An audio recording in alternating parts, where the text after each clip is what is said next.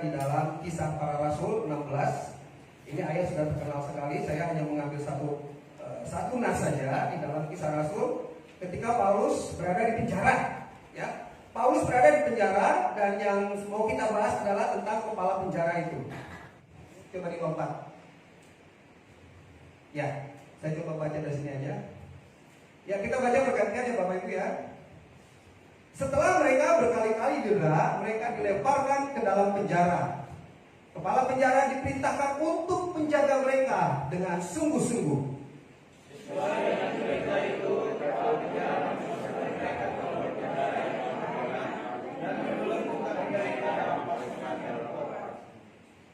Tetapi kira-kira tengah malam, Paulus dan Silas berdoa dan menyanyikan puji-pujian kepada Allah, dan orang-orang hukuman lain mendengarkan mereka.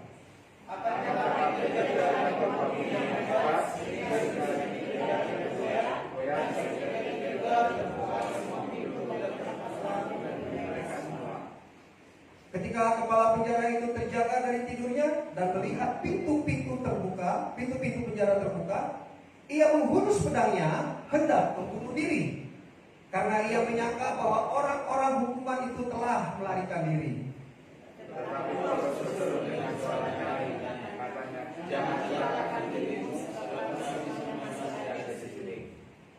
Kepala penjara itu menyuruh membawa suluh, lalu berlari masuk, dan dengan gemetar tersungkurlah ia di depan Paulus dan Silas.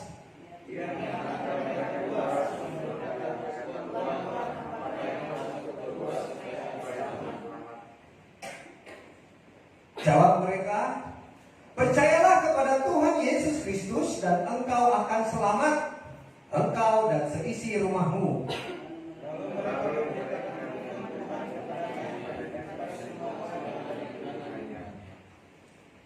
Pada jam itu juga kepala penjara itu membawa mereka dan membasuh bilur mereka. Seketika itu juga ia dan keluarganya memberi diri dibaptis.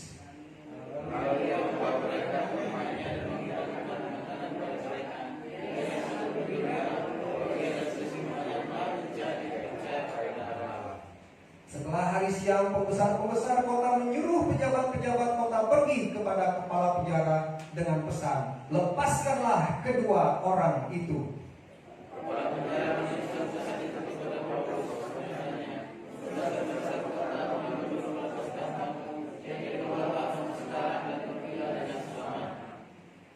Tetapi Paulus berkata kepada orang-orang itu, tanpa diadili mereka telah mendera kami, warga negara Roma di muka umum, lalu melemparkan kami ke dalam penjara. Sekarang mereka mau mengeluarkan kami dengan diam-diam?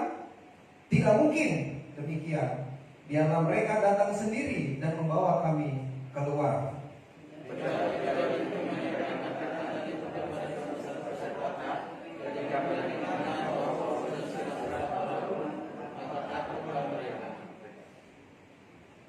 Mereka datang minta maaf, lalu membawa kedua rasul itu keluar dan memohon supaya mereka meninggalkan kota itu.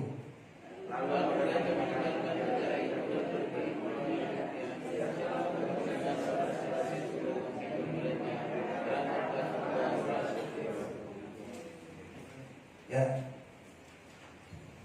Baik, saudara yang terkasih dalam Tuhan Yesus, kisah ini sudah sering kita baca, sering kita dengar, dan mungkin juga kita sering coba pahami. Ya. Hal yang menarik di dalam kisah Paulus di penjara adalah ketika dia ada di dalam penjara itu sendiri. Ya, apapun masalah yang dihadapi oleh seorang rasul Paulus, ketika dia mau melayani Tuhan dengan sungguh-sungguh, ada risiko yang harus dia hadapi. Jadi kalau masalah dia di penjara, itu adalah hal yang biasa. Ya, Paulus mengalami suatu beban pergumulan di dalam pelayanan, itu merupakan suatu hal yang biasa. Dia tidak pernah bersungut-sungut dengan upah yang dia dapatkan setelah dia sungguh-sungguh melayani Tuhan. Upahnya adalah ketika dia mau sungguh-sungguh menjalankan kebenaran firman Tuhan, memberitakan Injil Kristus, tapi upah yang didapat adalah suatu kejadian di mana dia harus dimasukkan ke dalam penjara oleh karena dia tidak mau taat apapun juga yang dilakukan oleh kata orang duniawi yang menyuruh dia untuk meninggalkan Tuhan. Dia tetap mau taat, sehingga ketika dia tidak mau taat kepada orang-orang yang memerintahkan untuk meninggalkan Tuhan, untuk melupakan Tuhan. Dia mau tetap setia. Bayarnya adalah dia harus dipenjara. Nah, saudara yang terkasih, Paulus ini luar biasa. Ya, Paulus luar biasa di dalam menjalankan masa pelayanannya, ya, masa-masa kritisnya, dia tetap setia. Dia tetap bertahan. Saya punya teman, Bapak Ibu, seorang teman kampus juga, ya. Ketika dia menunjukkan dia setia mau melayani Tuhan, tiba-tiba dia harus mengalami kebutaan.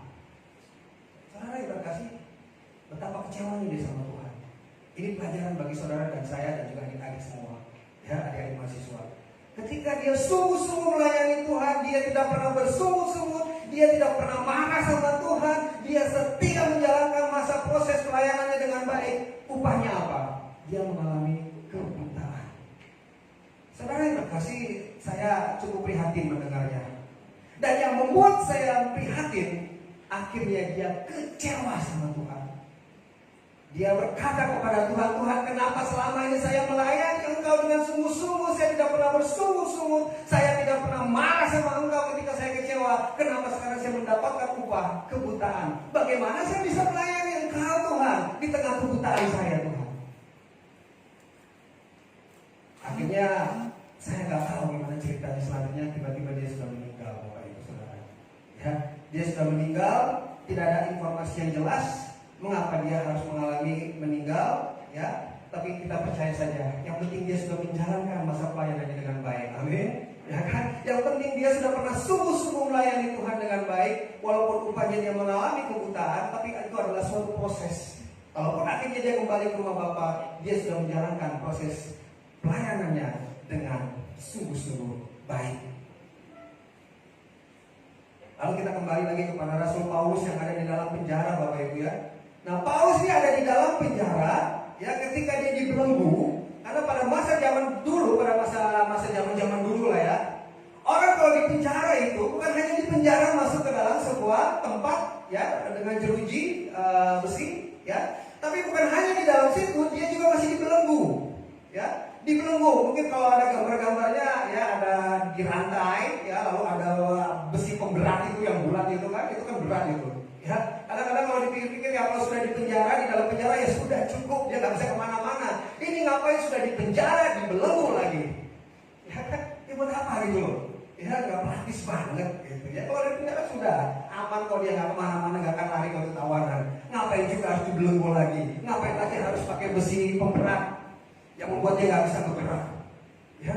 Tapi Paulus dan Silas harus mengalami seperti itu. Dia berada di dalam penjara, dia dibelenggu kaki tangannya, dan dia tidak bisa berbuat apa-apa.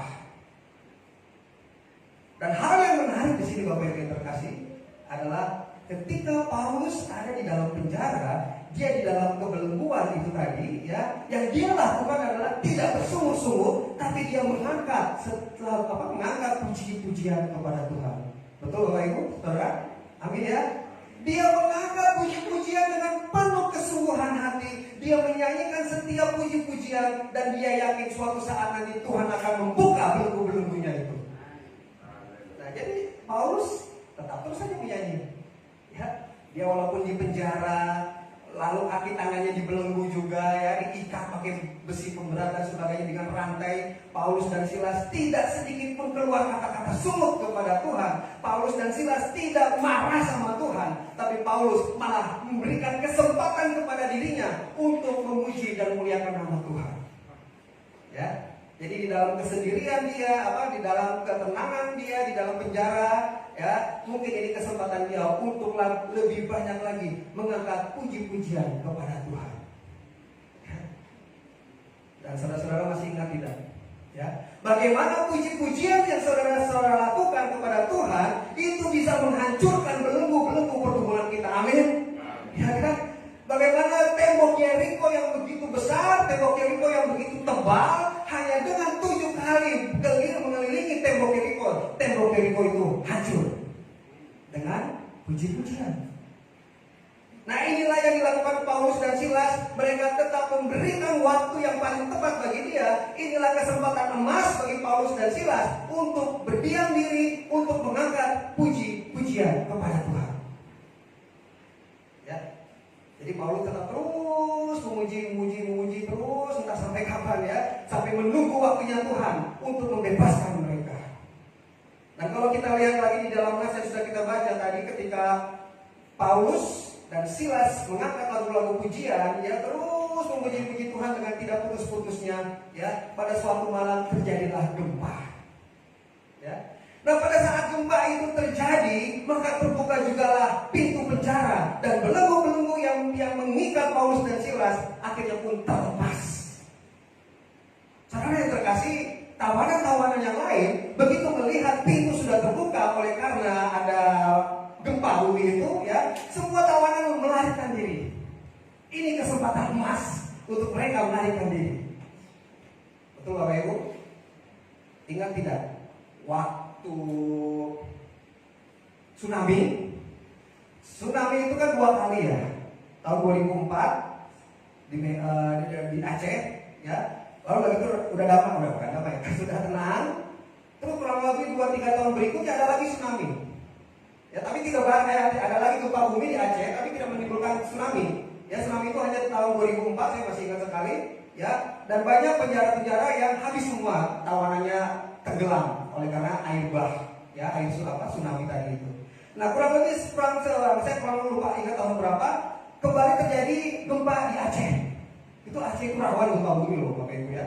Nanti kalau pelayanan nanti adik-adik ya, kalau pelayanan ke Aceh ya, ada pengutusan dari situ Pak Adol ke Aceh ya.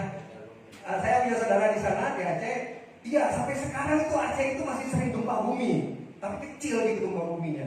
Bikin orang-orang di sini tuh suka trauma. Bagi mereka yang pernah menjalankan tragedi tsunami, mereka pasti selalu merasa ketakutan. Ya, tapi sampai detik ini itu Aceh masih sering terjadi gempa bumi. Ya. Nah, jadi setelah tsunami tahun 2004, tahun berapa kemudian terjadi lagi gempa yang cukup besar, tapi tidak sebesar pada masa tsunami. Saudara, apa yang dilakukan oleh pihak lembaga pemasyarakatan? Tahu apa yang dilakukan? Mereka membuka semua pintu-pintu penjara, membiarkan tawanan melarikan diri. Supaya apa? Supaya tidak terjadi lagi, takutnya ada tsunami lagi yang mengerikan seperti tahun 2004 itu, takutnya semua tawanan habis, mati. Tapi untuk itu dia dibuka, ada beberapa lembaga pemasyarakatan membuka pintu penjara, membiarkan tawanan melarikan diri karena gempa, menyelamatkan diri masing-masing. Ya, orang yang sadar hukuman nanti pasti balik lagi. Ternyata ada tsunami, atau cuma gempa doang. Ya, mereka tawanan yang sadar diri, sadar sebagai seorang tahanan, dia balik lagi. Tapi yang tidak sadar dan merasa ini menjadi merupakan kesempatan emas melarikan diri, nggak ada yang balik lagi. Ya, sampai saudara saya di Medan mengatakan, iya kita ini orang Medan pada ketakutan. Kenapa? Karena para tawanan yang dari Aceh pada melarikan diri, takutnya ada yang melarikan diri ke Medan, mereka ketakutan. Bagaimana traumanya mereka melihat para narapidana melarikan diri? Mereka takut sama napi, ya kan? Tapi itu benar terjadi. Ya, mereka semua tuh banyak yang melarikan diri dan yang kembali lagi karena mereka sadar akan sebagai orang tawanan, sebagai orang hukuman, mereka balik lagi cuma berapa persen saja. Dari 100% yang melarikan diri, cuma berapa persen saja yang kembali minta dipenjara lagi. Saya tawanan, penjara lagi saya. Orang ada tsunami kok, ya kan? Nah, saudara yang terkasih, itulah yang terjadi mungkin kurang lebih yang dialami oleh Rasul Paulus. Ketika pintu-pintu itu terbuka, ketika belenggu terlepas, semua tawanan melarikan diri, tapi Paulus dan Silas tetap diam. Bapak Ibu, kalau Bapak Ibu ada melihat Paulus dan Silas di situ, mungkin kita mengatakan kepada Paulus dan Silas, "Hei Paulus dan Silas, ayo kita melarikan diri. Ini kesempatan emas. Kita tidak pernah membongkar itu pintu, kita tidak pernah menghancurkan belenggu itu. Itu semua alami terjadi karena gempa bumi. Ini kesempatan kita melarikan diri. Kita tidak pernah bersalah dalam hal ini. Kenapa kalian berdua masih duduk diam saja di situ?" Ya, di sini dikatakan bahwa Paulus dan Silas, walaupun belum pintu-pintu penjara sudah terbuka, belenggu-belenggu mereka terbuka, ya, tapi Paulus dan Silas tidak melarikan diri. Sebagian ada yang melarikan diri, ya, tapi Paulus dan Silas tetap duduk diam. Rasanya kok aneh ya Bapak Ibu ya. Ya, Paulus kan dan Silas nggak salah, dia kan benar, ya kan. Tapi kenapa ketika dia ada di dalam penjara dia menaikkan pujian-pujian kepada Tuhan? Toh apa tujuan dia mengangkat pujian kepada Tuhan? Supaya dibuka masalah mereka, dibuka belenggu-belenggu mereka, dan dia diberi kebebasan. Nah, ketika yang didoakan oleh Paulus dan Silas itu terkabul, kok malah duduk diam? Kenapa dia tidak melarikan diri saja? Bukankah doa selama beberapa hari dia ada dalam penjara, dia berdoa, Tuhan tolong lepaskan. Begitu Tuhan kabulkan supaya dilepaskan, malah Paulus dan Silas gak kemana-mana. Dia tetap standby di penjara. Kalau bahasa dunianya apa itu? Konyol. Ya, kamu tuh konyol. Ya, pagi, siang, sore, malam berdoa supaya dilepaskan. Begitu dilepaskan, lu malah duduk diam di situ, ya kan? Yang lain udah pada melarikan diri, lu Paulus dan Silas kenapa masih standby saja di penjara itu? Saya nggak berani kemana-mana. Ya, unik Bapak Ibu ya, aneh. Ya, tapi itulah Paulus dan Silas. Ya. Nah, ketika Paulus dan Silas berduduk diam, tetap berada standby di situ, dia nggak kemana-mana, belenggu-belenggunya sudah terlepas, pintu penjara sudah terlepas, Paulus dan Silas tetap saja duduk diam. Ya, saudara, apa yang terjadi? Ternyata kepala penjara di situ stres.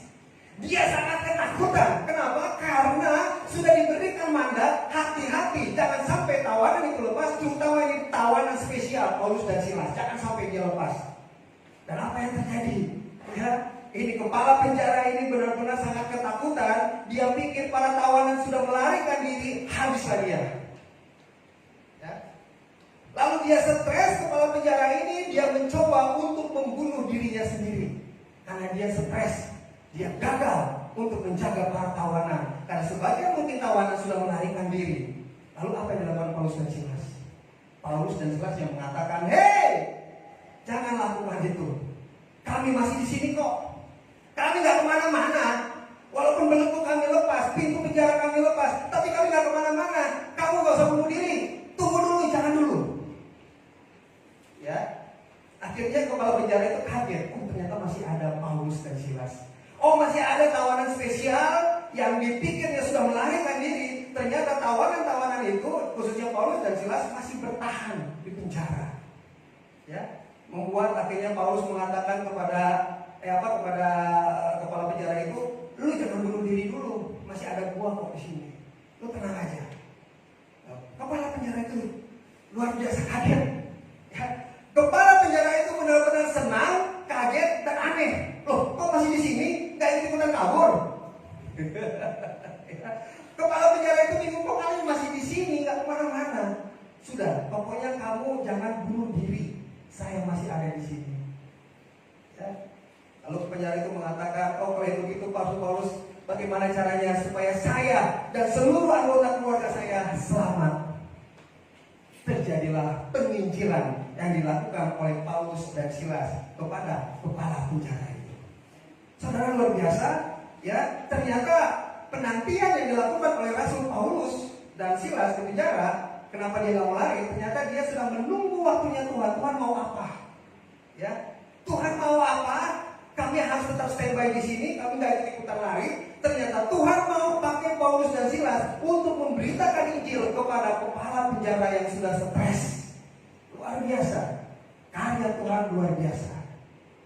Saya punya cerita Bapak Ibu, waktu saya pelayanan di Medan. Ya, kami dulu di sinode yang lama, ya, kami itu kan hamba Tuhan digaji. Ya, kami ini digaji. Saya tahu setiap tanggal 26 itu gajian. Ya. Nah, pada saat digaji, uang saya tinggal 4.000. Ya. Uang saya tinggal 4.000 karena pelayanan saya itu di Hamparan Perak, Medan, itu dekat Belawan. Ya, Belawan itu kan ada jauh ke kota Medan. Lalu saya berpikir dengan PD-nya, uang saya 4.000. Ongkos Medan naik angkot cukup 4.000. Toh saya akan ngambil. Jadi kalau ngambil motor ke kota ke Medan, ya kan, ngambil ke kota, lalu ngambil di ATM. Dengan PD-nya saya datang ke kota Medan pagi-pagi, karena saya tahu biasanya dari sinode itu dikirim kalau udah waktunya gajian sekitar jam 9. Ya, pergi ke kota Medan dengan penuh PD-nya, nggak apa-apa, 4.000 hanya untuk ongkos pulang. Saya bawa duit banyak, ya kan, misalnya gaji saya bawa. Nah, saudara, sampai di kota Medan jam 8 saya lihat masukin ATM, belum ada. Maaf, saldo Anda belum mencukupi. It's okay. Oh, jam 8. Mungkin sinodenya belum buka. Terus duduk nongkrong di kota Medan. Udah jam 9, 1 jam sekali saya cek. Jam 9, cek lagi. Maaf, selalu ada tidak mencukupi. Gak apa-apa, jam 9. Terus akhirnya sampai jam 2, jam 3, tidak juga masuk salary saya. Timbullah rasa lapar, timbullah rasa haus di dalam diri saya. Akhirnya saking hausnya saya itu tengah hari bolong panas terik jam 1, jam 2, saya kehausan. Mau beli air minum saja tidak punya uang. Saya punya pacar, si istri saya sekarang maksudnya, ya. Biasanya dia rajin telepon saya. Itu sepanjang hari juga nggak telepon saya. Saya bingung ini ada apa ini, ya kan? Karena kenapa kalau dia telepon saya aja, saya pasti akan mengatakan transferin duit dong. Nah, gue kan cowok matre. Ya saya begitu kadang-kadang. Jadi ini sepanjang hari dia juga nggak telepon saya. Saya nunggu telepon saya mau hubungi dia, nggak bisa karena saya nggak punya pulsa. Aduh miskin sekali saya saat itu. Ya, akhirnya saya di kota Medan itu, Bapak Ibu percaya nggak? Saya pergi ke mall, saya masuk kamar mandi, saya minum air keran. Saking hausnya Bapak Ibu ya, saya minum air keran udah lumayan segar. Wah, terus jam 2. Oke, jam 3 masuk ke ATM lagi. Maaf, saldo Anda belum mencukupi. Haleluya. Timbullah rasa lapar mulai kruyuk-kruyukan. Saya langsung bertanya kepada Tuhan, Tuhan Yesus, aduh kenapa kok begini? Ini hamba-Mu Tuhan yang setia melayani, masa terdampar di kota Medan Tuhan. Saya cukup terdampar di kota itu. Kenapa? Karena ternyata salary saya nggak masuk-masuk. Ya, akhirnya saya kesel. Saya berdoa, Tuhan, rata-rata sih jemaat saya itu kan sopir angkot. Ya, rata-rata saya jemaat saya itu sopir angkot di kota Medan loh. Ya, tapi kenapa satu pun nggak ada jemaat saya yang sopir angkot ngelihat saya? Saya duduk di depan, ya. Akhirnya saya datangin terminal angkot di situ untuk saya galau aja sama jemaat, siapa tahu ada kemurahan bisa diajak pulang gitu kan. Ini nggak ada juga jemaat saya. Saya bingung, ini kemana semua manusia ini? Pacar nggak ada menghubungi, jemaat nggak ada yang lewat. Benar-benar saya terdampar di kota Medan. Akhirnya sampai jam 5, jam 6. Kalau udah jam 6 udah nggak mungkin lagi dikirim salary. Akhirnya saya pasrah, ya sudah Tuhan. Malam ini saya tidur di emperan toko Tuhan. Karena saya kalau mau balik lagi ke hamparan merah nggak mungkin, capeknya luar biasa, ya jauh, ya. It's okay Tuhan. Saya mau tidur aja di emperan toko, biar aja dilihat sama Tuhan bagaimana pendeta seorang hambanya yang setia melayani Tuhan tidur di emperan toko, biarin saya kesal gitu kan. Lalu Bapak Ibu saya coba jalan dengan lemas karena lapar, haus juga, ya. Begitu saya jalan, tiba-tiba saya melihat sebuah perumahan, saya langsung ingat, ini kan rumah saudaranya kakak saya perempuan, itu saya, ya. Jadi kakak saya perempuan punya suami, itu sepupunya suami lah, sebenarnya nggak terlalu dekat sama saya, tapi saya tahu itu rumahnya. Akhirnya saya datang, iseng datang ke sana lah, siapa tahu dikasih makan, gitu kan. Saudara, ini ada mujizat loh saudara. Ya. Begitu saya datang, saya iseng, saya masih ingat rumahnya, saya datang, kita orang Batak ya, para selain, apa yang dilakukan mereka? Dia langsung begini, puji Tuhan, oh haleluya. Saya bilang, ada apa? Gitu kan. Lalu lain langsung peluk saya. Tuhan kirim hambanya di waktu yang tepat. Ada apa ini? Ya, saya pada datang ke situ iseng, hanya minta makan, mau minta makan aja, mau minta makan, murni, mau minta makan, laparnya minta ampun. Ya. Tapi lain saya ini langsung peluk saya, Tuhan mengirim hambanya tepat pada waktunya. Oh iya, ada apa gitu kan? Setelah apa yang terjadi? Ya, saya bilang, ayo duduk dulu sini, yuk. Itu yang di teras di depan itu adik saya. Dia punya pacar orang Malaysia. Cuma dia mau terima Yesus. Tolong layani dulu orang itu. Wah, saudara-saudara yang terkait dengan Tuhan Yesus. Ternyata itu rencana Tuhan Bapak Ibu. Ya, Tuhan tidak memberikan kiriman ataupun juga kepada saya. Tuhan tidak memberikan pertolongan. Ada sopir angkot jemaat saya yang bisa membawa saya pulang kembali. Tuhan tidak memberikan kesempatan saya untuk berbicara sama pacar saya supaya dikirimin duit. Sepertinya Tuhan tutup jalan. Ternyata Tuhan punya rencana untuk membawa saya memberitakan Injil kepada kedua saudara saya. Amin. Luar biasa. Akhirnya lain itu bilang, tolong Injil dulu mereka. Ya, nanti sebentar lagi bulan depan dia mau pulang ke Malaysia. Saya pengen dia harus terima Yesus sebelum dia ke Malaysia, sebelum dia menikah dia harus terima Yesus. Saya yakin layak dikirim Tuhan ke rumah ini. Saya aja ketawanya. Padahal gue datang ke sini pengen minta makan. Ternyata itulah Tuhan kita yang unik ya Bapak Ibu ya. Amin. Ya, unik. Akhirnya saya ya sudah, saya dikenalin bahwa saya beritakan Yesus. Ya, saya ceritakan tentang Yesus, penginjilan terjadi di teras itu, kami bertiga. Saya ceritakan. Akhirnya dia dibaptis di gereja lain memang, tapi oke, yang penting minimal saya sudah memberitakan Injil. Akhirnya saya menjadi saluran berkat bagi kedua pasangan yang sedang pacaran saat itu. Ya, dan akhirnya saudara-saudara, apa yang terjadi setelah itu, setelah selesai pengadaan penginjilan itu, saya akhirnya nginep. Lain itu bilang, udah Lain nginep aja di sini. Dalam hati saya, memang saya harus nginep. Saya nggak boleh nginep.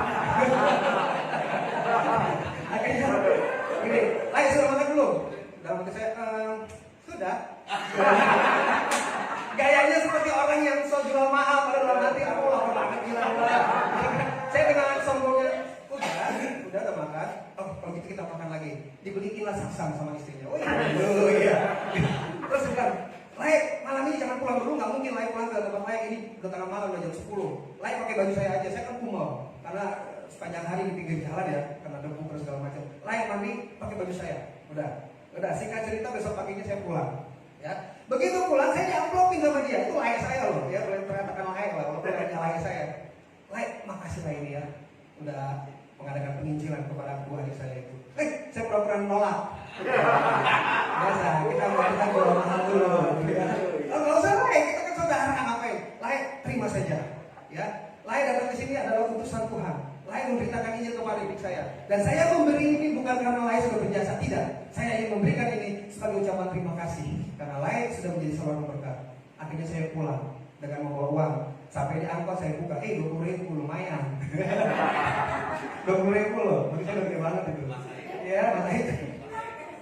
Akhirnya udah jam 9 pagi, saya langsung buka KTP. Sudah masuk salary saya. Woi, haleluya. Pulang dengan membawa berkas-berkasnya.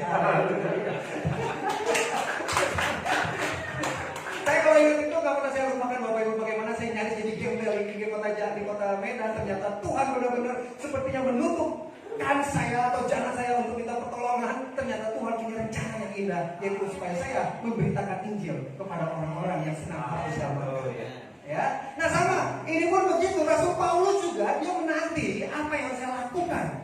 Ternyata Tuhan mau pakai Paulus dan Silas untuk memberitakan Injil, untuk menyelamatkan kepala penjara dan sekeluarganya. Ya, jadi luar biasa. Kalau Paulus ikut-ikutan para tawanan yang lain untuk melarikan diri, ya mungkin tidak ada penginjilan. Mungkin kepala penjara itu akan bunuh diri. Paulus dan Silas mungkin akan merasa bersalah. Karena dia lebih baik mengutamakan egonya melarikan diri. Karena peluang dia untuk melarikan diri itu besar sekali. Tapi dia tetap duduk diam. Dia menanti apa maunya Tuhan. Ketika saya harus tetap bertahan di tempat ini, yang lain sebagian mungkin boleh-boleh saja melarikan diri. Tapi saya belum mendapat komando dari Tuhan. Ternyata komando Tuhan adalah dia harus menjadi saluran berkat. Dia harus mengadakan penginjilan untuk menyelamatkan kepala penjara itu dan seluruh keluarganya supaya diselamatkan. Amin. Itulah cara Tuhan. Bagaimana Tuhan selalu membuat sesuatu yang luar biasa di luar akal pikiran kita. Makanya kita harus bertahan dulu apa maunya Tuhan. Ya.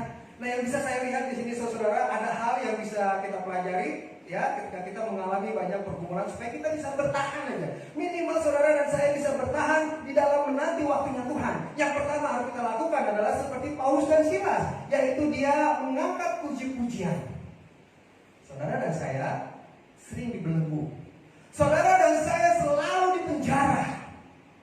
Masalah pribadi, masalah keluarga, masalah keuangan, dan masalah pergumulan-pergumulan yang lain itu sepertinya memenjarakan hidup kita, membelenggu hidup kita, membuat kita nggak bisa ngapa-ngapain. Betul Bapak Ibu Saudara? Kadang-kadang seperti itu. Kita dibelenggu oleh masalah kita sendiri, kita dipenjara oleh setiap pergumulan-pergumulan kita sendiri, sehingga kita kadang-kadang nggak bisa berbuat apa-apa. Tapi belajar dari Rasul Paulus, dia tetap memuji nama Tuhan. Nah, jadi ketika kita merasa dipenjara oleh pergumulan-pergumulan hidup kita yang bereret, yang nggak habis-habisnya, ya tetap mengangkat puji-pujian. Amin. Ya, tetaplah kita mengangkat puji-pujian kepada Tuhan dalam nama Yesus. Lagu-lagu itu nanti belenggu-belenggu itu akan dihancurkan. Ya tadi ada lagunya tuh, lagu Inggris apa? Tadi lagu itu coba kata lagunya apa tadi yang lagu tadi yang bahasa Inggris ada liriknya apa? Break my chains ya. Dia akan menghancurkan rantai-rantai itu. Ya, break every chain. Dia akan menghancurkan setiap setiap belenggu. Dia akan menghancurkan setiap rantai-rantai yang mengikat saudara dan saya. Dan yang mengikat itu adalah pergumulan-pergumulan hidup kita. Nah, ketika kita mengangkat puji-pujian, kita mengangkat puji-pujian terus sepanjang hari setiap waktu, saya percaya di dalam nama Tuhan Yesus itu chain, ya, itu rantai yang mengikat kita, yang membelenggu kita, itu akan di break down oleh Tuhan, akan dihancurkan. Ya, jadi kita belajar dari Rasul Paulus. Ya, satu poin yang pertama yang kita pelajari dari nats ini, yang pertama adalah bagaimana supaya kita bisa bertahan, tetap memuji Tuhan. Ya, jangan bosan kita memuji nama Tuhan. Ibu-ibu yang lagi nyapu, ya, di rumah lagi bersih-bersih rumah, tetaplah angkat puji-pujian, bersenandunglah kepada Tuhan. Ya, gak usah nyanyi sama senandung beda ya, ya kan? Kalau nyanyi kan ya nyanyi, tapi bersenandung itu nyanyi kecil, hanya untuk diri kita sendiri saja. Ya, bersenandunglah, ya, nyanyi ya kepada Tuhan sambil ngepel, sambil apa, itu ada kekuatan loh. Betul Bapak Ibu pernah merasakan ya? Ya, ada kekuatan setiap kita mau mengangkat lagu pujian, walaupun kita lagi nyapu, kita lagi mengendarai mobil, kita lagi ngapain juga beraktivitas. Ketika kita tahu kita banyak masalah, kalau kita fokus pada masalah, kita yang bawa mobil, kita yang bawa kendaraan, bisa kecelakaan, betul? Karena kita fokusnya kepada masalah. Ya. Nah, tapi kalau kita fokus kepada puji-pujian, ya, walaupun banyak masalah, kita bawa mobil, kita bawa motor, saya selalu melakukan itu. Saya tetap praise and worship ketika mengangkat, ketika berada di dalam perjalanan, membawa mobil, membawa motor, kita selalu mengangkat praise and worship itu. Jangan hanya dibatasi hanya di gereja saja. Jadi praise and worship itu dilakukan every day, gitu ya. Setiap saat, setiap waktu kita praise and worship saja deh. Kalau kita tahu banyak masalah yang kita hadapi, ya. Nah, jadi poin yang pertama ketika kita mau bertahan dalam penantian adalah tetaplah memuji Tuhan. Ya, tetap memuji Tuhan, jangan sampai putus, ya, jangan sampai kita jenuh karena jawabannya belum ada. Tetap saja memuji nama Tuhan. Ya. Nah, lalu yang kedua yang bisa kita pelajari di sini adalah untuk bisa bertahan di dalam menantikan waktunya Tuhan, yaitu tunggu kehendak Tuhan. Ya, seperti Paulus dan Paulus dan Silas, dia menunggu. Walaupun ada kesempatan dia untuk pergi, tapi dia menunggu komando. Ya, nah, Tuhan kita adalah komando yang paling tepat untuk kita dengarkan, benar? Ya kan? Karena pada saat Paulus dan Silas mendapati kesempatan peluang untuk melarikan diri, komando itu dari teman-teman satu narapidana yang mengatakan, ayo kita lari, ayo kita kabur. Itu kan komando dari orang. Tapi dia tetap menunggu komandonya Tuhan. Tuhan belum mau kasih komando untuk melarikan diri. Ya, nah jadi dia tetap bertahan. Ya, saudara, pernah nggak saudara berdoa sama Tuhan? Bertahun-tahun berdoa kepada Tuhan, ya.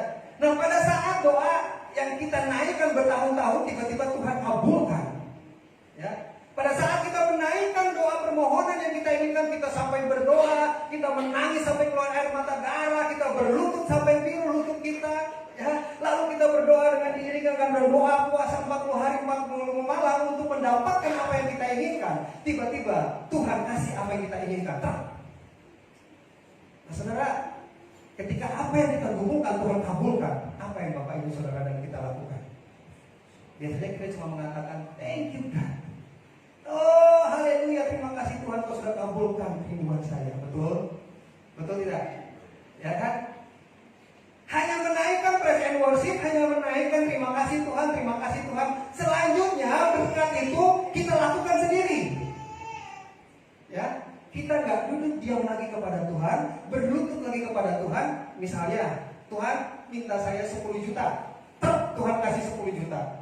Paling kita hanya mengatakan thank you God, terima kasih Tuhan, haleluya. Tapi pernah nggak kita kembali berdoa kepada Tuhan, Tuhan terima kasih, saya sudah diberkati uang 10 juta sesuai dengan keinginan saya. Tuhan tolong katakan kepada saya sekarang Tuhan, bagaimana supaya saya bijaksana menggunakan berkat Tuhan ini.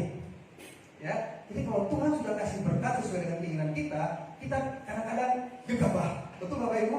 Ya kan? Langsung shopping sana, langsung shopping sini, langsung pesen Lazada segala macam, dapat duit nih. Padahal dia mintanya dengan penuh tetesan air mata. Betul? Ya kan? Dia mintanya sampai puasa 40 hari 40 malam. Tapi ketika berkat itu Tuhan turunkan, kita lupa sama Tuhan. Dalam arti kita hanya mengatakan thank you God, selanjutnya ini saya akan gunakan sesuai dengan keinginan saya. Tiba-tiba uangnya habis, kita berlutut lagi, nangis lagi kepada Tuhan.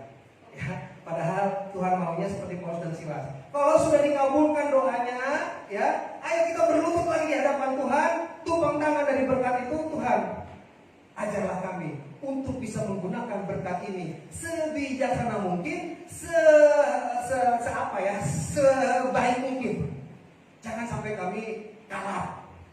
Ya, jadi ada istilah OKB, orang kaya baru. Itu baru diberkati itu langsung shopping sana, shopping sini, ke sana kemari. Ya, gak ibu-ibu, gak bapak-bapak, kadang-kadang sama saja, doyan belanja. Ya.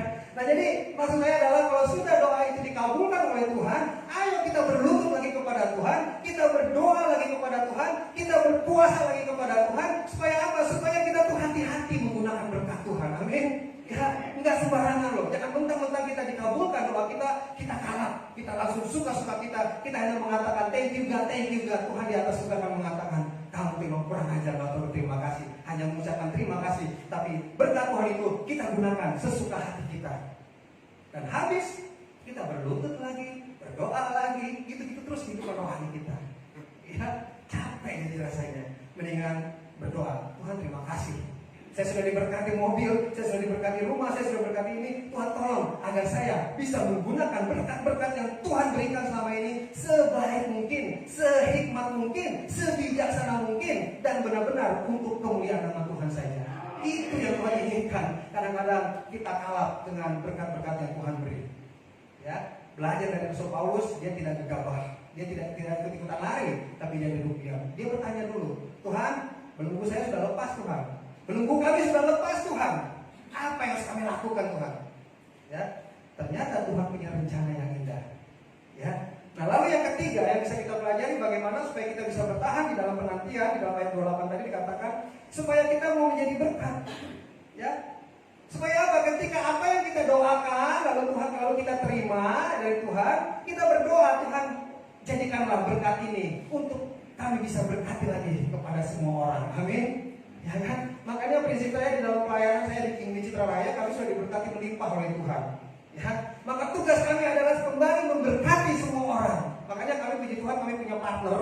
Ya, sebenarnya kami itu kalau bikin mengadakan acara bakti sosial nggak ada uang gereja, ya. Tapi itu ada sponsor yang selalu kirim beras buat kami. Dia selalu bilang, Pak Pio, ini ada berkat beras, ayo bagikan. Ya. Awal mulanya kita juga bingung. Dia selalu support, ya. Waktu Pak Ado datang ke rumah, ingat nggak? Waktu saya ulang tahun, saya dikasih kulkas, saya dikasih kipas. Nah itu sponsor saya, ya. Dia tuh banyak memberikan. Dia keyboard kami di gereja dia yang kasih, ya. AC dia yang kasih, ya. Terus kulkas untuk pribadi dia kasih ke kami, ya. Pas hari ulang tahun saya, mungkin Pak Ado lihat kami dikasih kulkas sama kipas angin, ya. Tapi sayang, dia belum mau gabung sama tim ini. Saya suka bilang, ayo gabung, ya, nanti aja lah. Kami bantu aja lah dari belakang. Kami bantu pelayanan Pak Pio saja. Ya, makanya dia komitmen saya akan bantu pelayanan Pak Pio. Tapi kalau suruh gabung dia belum mau. Doain ya Bapak Ibu Saudara ya. Ya, lumayan loh. Gereja kalau udah ada orang kuatnya, sudah ada orang kaya enak loh. Tapi dia belum mau gabung. Saya selalu rayu-rayu, dia masih belum mau. Ya, nah, akhirnya dia selalu support bantuan-bantuan itu, dan kami akhirnya karena kami merasa diberkati oleh orang itu, ya kami salurkan lagi berkat itu. Bagaimana supaya nama ini semakin dikenal juga. Ya, jadi motivasinya banyak karena kami rindu untuk memberkati orang-orang di sekitar kami juga rindu untuk memperkenalkan Kingmi. Dan puji Tuhan Kingmi udah dikenal loh. Apalagi saya gabung dengan persekutuan gereja di situ. Oh Kingmi, saya expose di Facebook ya pakai nama Kingmi biar dibaca oleh teman-teman pendeta di sana kan. Lalu di grup pendeta juga saya expose, ya, wih Kingmi ini, dan memang cuma Kingmi Citra Raya yang selalu memberikan sembako. Sampai gereja lain, gereja Kingmi duitnya banyak ya? Nggak ada duitnya, ya. Kalaupun kami bisa memberi itu semua ada sponsor, ya. Dia kan Pak Yogi itu, dia kan punya usaha grosir telur, ya. Waktu kami di rumah yang pertama Pak Ado tahu, ya. Dia grosir telur, dia grosir beras sekarang, berasnya itu melimpah banyak, ya. Kami aman, untuk pribadi rumah tangga kami beras aman, karena dia support dulu, ya. Hanya itu kelemahannya, dia belum mau gabung sama Kingmi. It's okay, doakan ya. Ya, nah jadi saudara, ternyata kalau Tuhan sudah memberkati kita, Tuhan mau supaya kita menjadi saluran berkat lagi. Itu berkat yang sudah Tuhan beri, jangan kita makan sendiri, betul Bapak Ibu? Ya, berikan juga kepada mereka yang memang harus menerimanya. Makanya itu yang kami lakukan, tim Citra Raya memberikan selalu berkat-berkat itu kepada orang dan juga kepada jemaat. Kalau jemaat itu rutin, kami selalu kasih beras keluarga satu, ya satu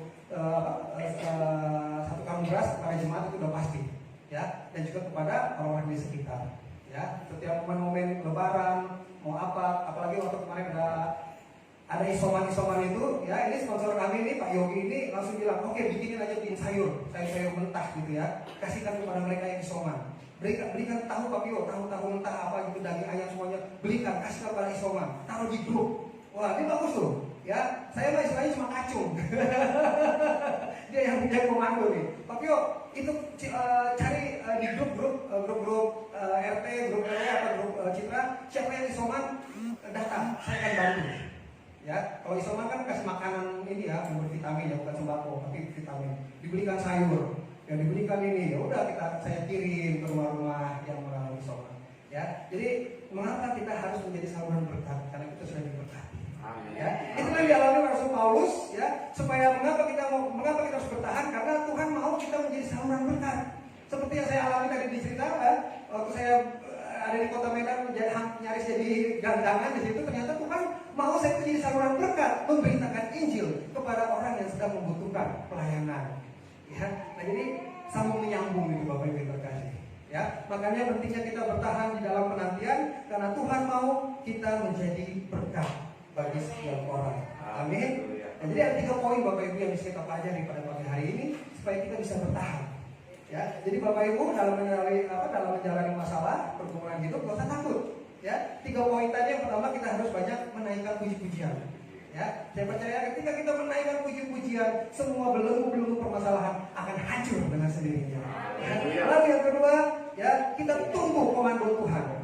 Ya, ketika Tuhan sudah menjawab doa kita, katakan kepada Tuhan, Tuhan mau apa sekarang? Ini berkat Tuhan sudah ada di depan mata saya. Ya, saya gak mau gegabah. Saya gak mau hantam promo terhadap berkat ini, saya beli ini, beli itu, enggak. Tuhan tolong pakai berkat ini untuk bisa menjadi saluran berkat bagi semua orang. Ya. Lalu yang ketiga, ya, yaitu tetap menjadi berkat bagi orang. Ya, jadi berkat yang sudah Tuhan berikan kepada Bapak Ibu jangan dimakan sendiri. Ya, tapi bagikanlah sebagian kepada orang-orang di sekitar kita yang membutuhkan. Amin. Ya. Tapi gara-gara kami sudah 2 tahun melayani pelayanan sembako dan sebagainya, ya, kalau sudah menjelang puasa atau Lebaran, ruko kami selalu ditungguin orang-orang miskin. Om, sembakonya dong. Bener banget. Karena saya pengen foto gitu kan, nungguin aja. Karena kan kami gak tinggal di ruko, kami tinggal di rumah. Jadi ketika pulang, udah pernah nungguin. Karena kenapa? Karena kami sudah dikenal, suka memberi, jadi ditungguin. Akhirnya kita keluar Pak Yogi ini mana gini. Oh iya Pak Pio, ambil beras nih, ambil beras di toko saya. Saya ambil beras. Yaudah, saya bilang ke istri saya, ayo kita bagi-bagi dulu, kita centongin gitu kan. Baru pengemis-pengemis itu kita kasih, gitu ya. Jadi mari saudara-saudara bertahanlah, ya. Bertahanlah di dalam menantikan waktunya Tuhan. Karena ketika kita mau bertahan, berarti Tuhan punya segudang rencana untuk saudara dan saya. Kalau kita mau tetap taat, tetap mau setia, tetap bersabar menunggu waktunya Tuhan.